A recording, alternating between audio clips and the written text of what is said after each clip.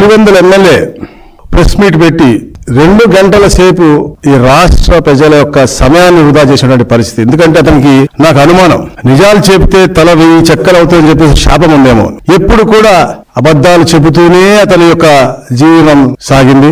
ఆఖరికి ఈ రోజున మాట్లాడుతూ గూగుల్ విషయంలో కూడా మాట్లాడారు. గూగుల్ తేవటంలో వాళ్ళ ప్రమేయం ఉంది అని చెప్పడం అంటే ఎంత హాస్యాస్పదంగా ఉందో ఈ రాష్ట్ర ప్రజలు. ఎందుకంటే నేను ఒకటే మాట సూటిగా ఒక మాట అడుగుతా ఉన్నాను. గూగుల్ తేవటంలో అతని హస్తం ఉంది అనేది పులివెందుల ఎమ్మెల్యే కుటుంబ సభ్యులైనటువంటి మిగతా ముగ్గురే నమ్ముతారా?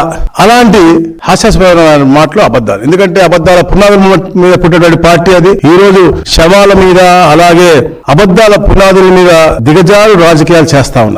మనం చూసాం, తెలుగుదేశం పార్టీ ఈ రాష్ట్ర విభజన చేసిన తర్వాత రాష్ట్రాన్ని అభివృద్ధి చేయాలి, ఈ రాష్ట్రంలో అగ్రస్థానం తీసుకెళ్ళని తపన పడే రోజుల్లో 14-19లో ఎట్లాగైనా కూడా ఎన్ని అబద్ధాలు చెప్పైనా కూడా తెలుగుదేశం పార్టీని దింపేయాలని ఆ రోజున కుట్ర పన్ని సొంత బాబాయిని కూడా, అంటే 6 అంగుళాల తల మీద గాయం ఉండి తొడల మీద చేతుల మీద దెబ్బలుంటే దాన్ని కూడా గుండెపోటు అని చెప్పి దాని తర్వాత నారాసుర రక్త చరిత్ర అని చెప్పేసి వాళ్ళ పేపర్లో వేసుకున్నటువంటి పరిస్థితి. సిబిఐకి ఇవ్వాలి అన్నారు. 2019లో వాళ్ళు వచ్చిన తర్వాత సిబిఐ గురించి ఊసేలేదు, సిబిఐ గురించి మాట్లాడలేదు. దాని తర్వాత సిబిఐ వాళ్ళు నిర్ధారించి వారికి అనువాయిలు చేశారు ఈ పని అని చెప్పి నిర్ధారించి వాళ్ళు ఊరొస్తే వాళ్ళని తరిమివేసే పరిస్థితి. అంటే సొంత బాబాయి చనిపేసిన తర్వాత 5 సంవత్సరాలు ముఖ్యమంత్రిగా ఉండి దాన్ని ఎవరు చేశారు వాళ్ళని శిక్షలు కూడా చేయించలేనంత సిగ్గులేని జీవితం ఉన్నటువంటి పరిస్థితి మనకు కనపడతా ఉంది.